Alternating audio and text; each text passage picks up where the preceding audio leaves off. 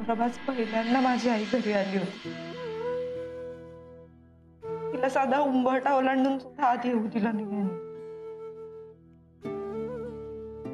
मला तिला दाखवायचं होतं माझं घर.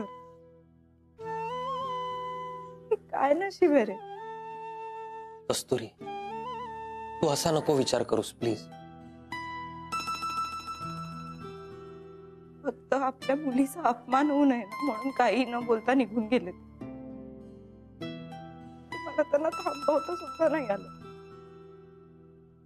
हे चांगलं नाही झालं सौरभ. माहितीये ना मला कस्तुरी, जे झालं ते मलाही अजिबात पटलेलं नाही. पण तू आता आज किती वेळ असं इथे बसून राहणार आहेस? माझी अजिबात इच्छा नाही या घरात राहायची. पण फक्त आपल्याकडे पर्याय नाहीये ना म्हणून आले मी इकडे. तुझं घर, घरातले आणि माझं हे घर, त्याच्यात जमीन आसमानाचा फरक आहे.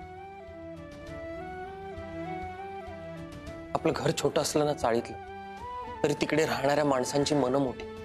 पण इकडे असं काहीच नाही. आनंद असो, दुःख असो, राग असो, त्याला पर्यायच नाही जो तिकडे आहे कस्तुरी. पण आपण आता तिथे नाही जाऊ शकत. लहान निर्णय मम्मींना आवडणार नाही, त्यांना राग येईल म्हणून हे सगळं आपण लपवून ठेवलं त्यांच्यापासून. त्यांना टाळायचा प्रश्नच येत नव्हता, पण आज आपल्याला एक्सेप्ट करणार नव्हते. बरोबर आहे तुझं. तुझ्या बाबांना वचन दिलंय की नेहमी तुझ्या पाठीशी उभा राहील. मी मम्मीला जाब विचारणार याचा. तू आज मी बोलतो तिच्याशी. सौरभ, सौरभ ऐक ना. सौरभ,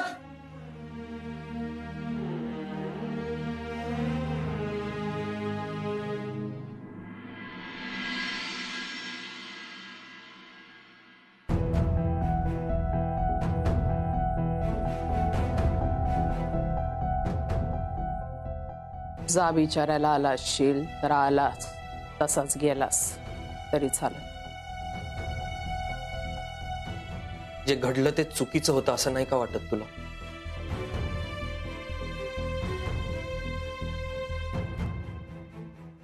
हे चुकीचं आहे. मग इतके दिवसात तू जे काही वागलास ते बरोबर. मला ना सारखं असं वाटायचं, सारखं तू आणि मी नाही एक आहोत.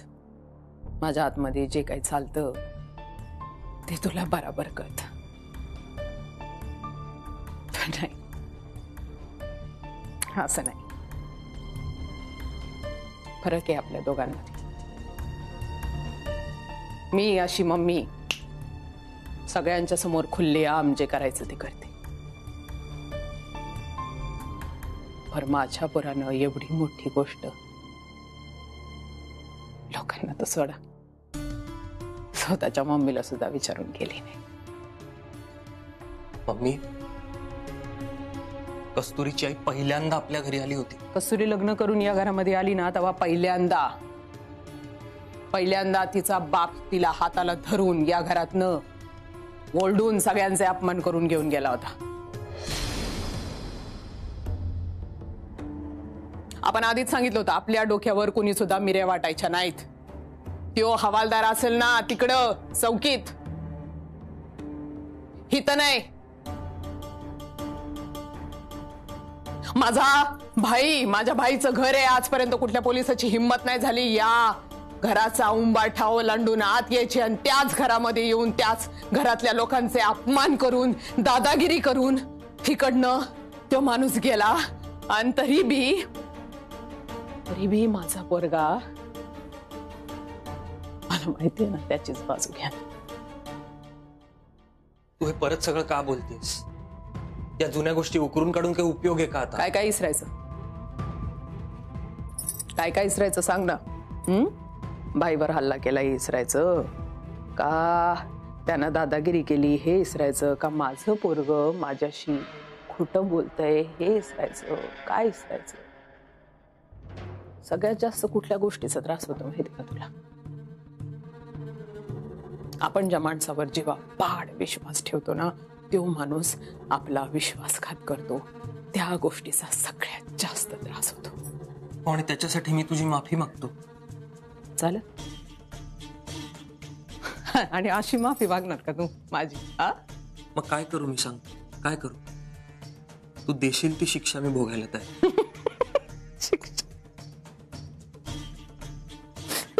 आता या शिक्षा शब्दाचं आणि या शिक्षेचं असं झालंय ना माझ्यासाठी. म्हणजे आता मी शिक्षा दिली तरी बी वाईट आणि काय बी केलं तरी बी वाईट. आठवतंय का तुला? आठवतंय का तुला लग्न झाल्यापासून असा किती वेळा समोर उभं राहून मला असा जाब विचारलेला आहेस तू? आठवतंय का? मम्मी हे जे काही करतेस ते चुकीचं आहे. आठवतंय?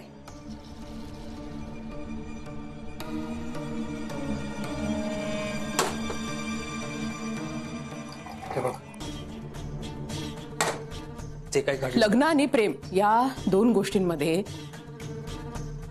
केवढ्या खालच्या थराला जात चाललायस याची कल्पना सुद्धा आहे का तुला? आहे का? आहे. माणसाशी वर वर वर जाताना पाहते, माझ्या पोराला असं नेहमी खाली खाली खाली येताना पाहते. एवढा मोठा हुशार हुशार डॉक्टर माझा पोरगा हॉस्पिटल मधला. किती दिवसात हॉस्पिटलला गेला नाहीस रे? किती दिवसात हॉस्पिटलला गेला नाही? नम्र, आज्ञाधारी. आता कसला आज्ञाधारी मला? मम्मी मी खोटं बोलणार नाहीये. खोटं बोलण्याचं असं असतं माहितीये का? खोटं बोलण्याचं असे एकदा खोटं बोलण्याची सवय लागली ना माणसाची की ती सवय काय सुटत नाही. अजिबात नाही. पण तुझं काहीच चुकलं नाही बरं का. चांगलंय, माझ्यासाठी चांगले. काय माझे डोळे आता असे उघडले ना सताड. आता कसं ताक सुद्धा असं कर मारून प्यायचं. तू हे काय बोलतीयस, का बोलतीयस हे सगळं? 2 दगडावर पाय ठेवले ना माणसाने हे असं वरच. खरंच सांगते. कशासाठी केलंस? प्रेमासाठी? लग्नासाठी? हे असं?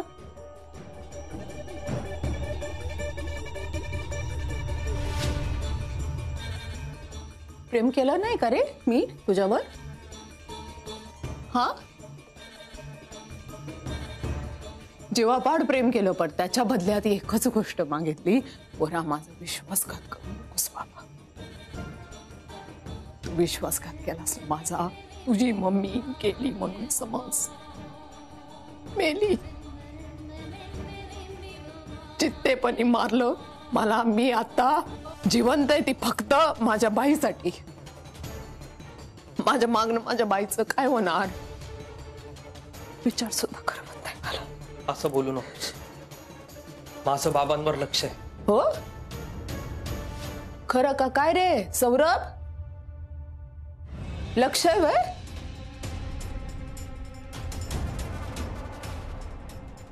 शेवटचा कधी खोलीत गेला होतास रे?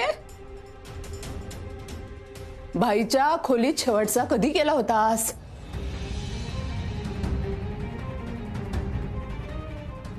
बस झालं. जे जे वाटतंय ते प्रत्येकाने स्वतःच्या मनाप्रमाणे केलं. बस. आता इथं तेच होणार जे मम्मी सांगणार. म्हणजे सांगणार सगळ्यांना सांगणार. आपण कुणापासून लपून ठेवत नाही. बेधडक सगळ्यांसमोर डायनिंग टेबलावर सांगणार.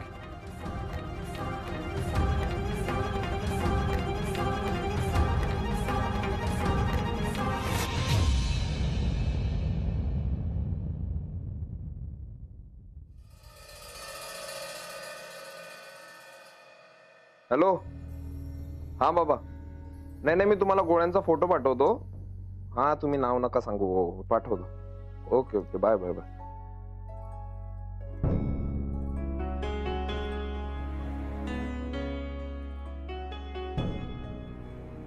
आई आई तू आता आराम करा प्लीज, तू आता आराम कर. हे बस. कुठे गेलेत? हा? माऊकडे गेले नाही ना? ते गोळ्या आणायला गेलेत मेडिकल मध्ये, ते येतील थोडा वेळ. तू यांना कशाला पाठवलंस? आणि औषध वगैरे कशाला? मी ठीक आहे. हो हो, तुला काहीच नाही झालंय. आम्हाला समाधान मिळावं ना म्हणून आम्ही गोळ्या आणतोय. विजू, मला मावशी बोलायचंय. तिला फोन लावून दे ना. तिचा आवाज ऐकला की मला बरं वाटेल. मी तुला नंतर लावून देतो फोन, कारण आता नको. आणि तुला माहिती आहे ना माऊची सासू कशी आहे, नंतर किरकिर करत बसेल. पण नंतर फोन लावून देशील ना? हो लावून देतो, तू आता आराम कर. देवा, मुलीच्या आयुष्यातच अशा गोष्टी का लिहिलेल्या असतात? अगं आई, असं काही नसतं का बाबा? देव कोणाची कुंडली किंवा त्यांच्या भविष्यात काही लिहून वगैरे पाठवत नाही. ह्या ज्या गोष्टी घडतायत ना, आपण त्यांना रिॲक्ट होत नाही ना, म्हणून या सगळ्या गोष्टी वाढत जातात. आपण खरं तर रिॲक्ट झालो पाहिजे, आणि मग नंतर देवाला दोष देत बसतो, माझ्या आयुष्यात असं झालं, माझ्या आयुष्यात तसं झालं. आणि काय आहे, आपण कमीपणा घेतो कारण आपली मुलीकडची बाजू आहे. पण आपण कमीपणा नाही घेतला पाहिजे, आपण सहन नाही केलं पाहिजे.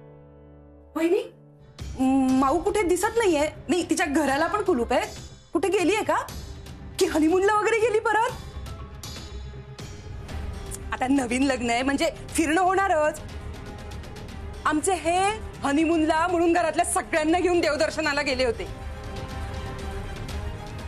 पण आताच्या मुलांचं तसं नाही हो. त्यांना त्यांची काय म्हणतात रे ते, हा ती स्पेस, ती हवी असते, हो की नाही?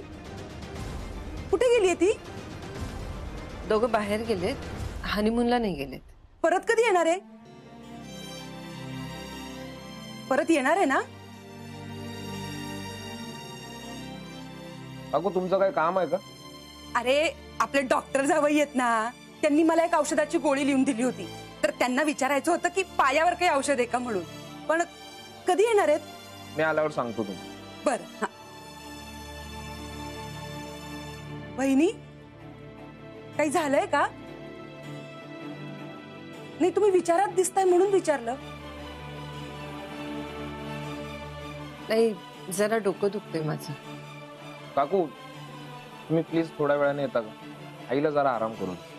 बरं बहिणी, काळजी घ्या हा. आणि काहीही लागलं ना तर मला हाक मारा. आणि माऊला म्हणजे तिच्याशी बोलणं झालं तर तेवढं औषधाचं नाव विचारून ठेव. हा, काळजी घ्या वहिनी, येते मी. हा. आता यांना कसं सांगू? माऊ एवढ्यात नाही येणार.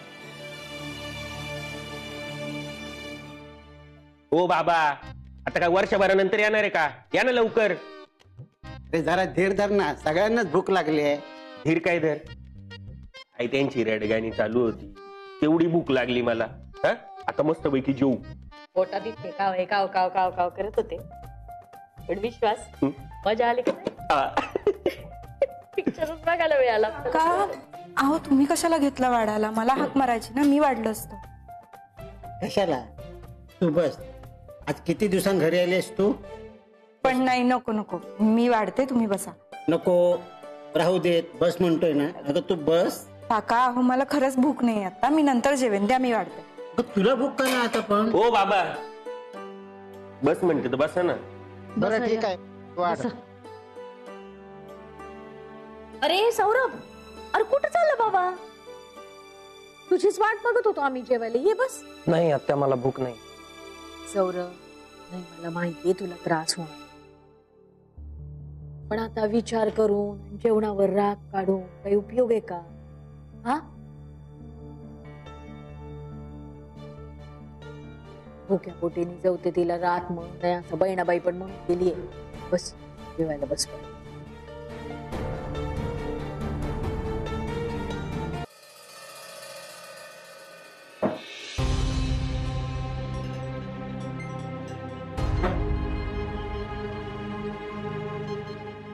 ती कमू का नाही आली अजून? आले आले आले. काय घास गिळव नव्हे? तुझीच वाट बघत होतो. माझी मी स्वतः वाढून घेऊ शकते.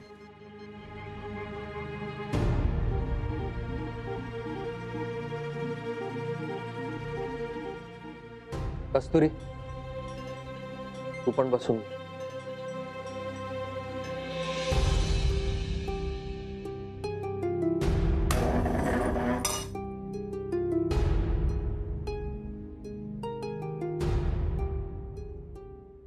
आज बऱ्याच दिवसांनी सौरभ आणि कस्तुरीला एकत्र जेवताना बघून खूप बरं वाटतंय.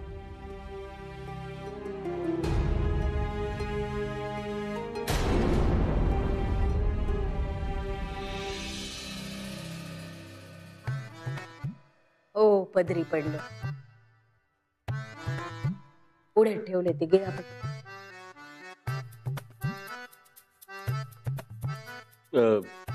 बरं, आता करायची का सुरुवात?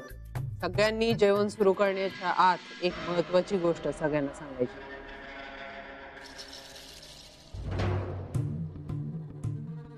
या घरात काही माणसं नव्हती तेव्हा शरदरावांनी आणि कलानं घराची जबाबदारी सांभाळली.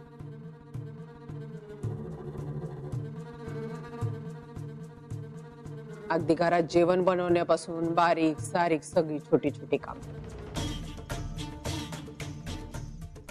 विश्वास सुद्धा छोटी छोटी कामं करायला लागला. अजून थोड्या दिवसात तयार होईल, तयारीची गरज आहे त्याला. तो तयार झाला की त्याचा बी बिझनेस मी बांधून घेणार आहे स्वतः.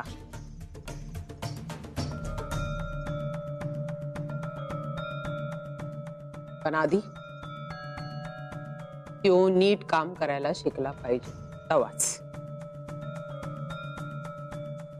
हे सगळं असं विस्तारून सांगण्याचं कारण असं आहे की घरात प्रत्येक जण घरासाठी तिथं गेले काही दिवस हॉस्पिटलला सुद्धा जात नाही. तुझी माहिती समधी काढली बर का. आणि हिच विचारायलाच नको. त्यामुळं आता या घरात नवीन नियमाला सुरुवात झालेली आहे. प्रत्येकानं घरात काही ना काहीतरी काम करायचं. त्या कामाचं मोजमाप केलं जाणार आणि ते मोजमाप मी करणार. प्रत्येकाला घरात येऊन रोज सांगावं लागणार त्यानं आज घरासाठी काय केलं ते.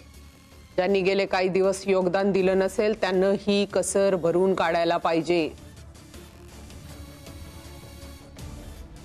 तुम्हाला प्रश्न पडला असेल, आपल्या घरामध्ये म्हणजे स्वतःच्या घरामध्ये असं कधी मोजमाप होत नाही, एका छताखाली माणसं राहतात, त्यांच्यात कसलं मोजमाप? पण आपण फक्त एका छताखाली राहतोय, आपण एकत्र राहत नाही.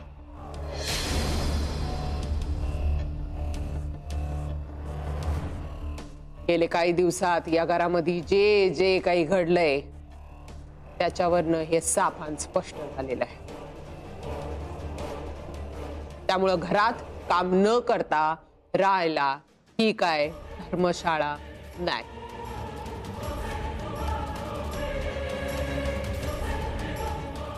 प्रत्येकानं आपल्या आपल्या कामाच्या जबाबदाऱ्या घ्यायच्या आणि त्या घरात सांगायच्या.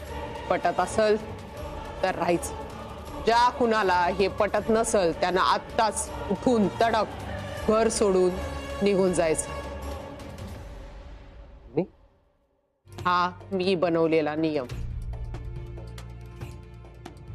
आणखी एक गोष्ट काय, तुम्ही सगळे असे इकडं आपली जबाबदारी सोडून जेवू शकता. इथनं पुढं मी तुमच्या सोबत अशी जेवणार नाही, कारण मला माझी जबाबदारी चांगलीच माहिती.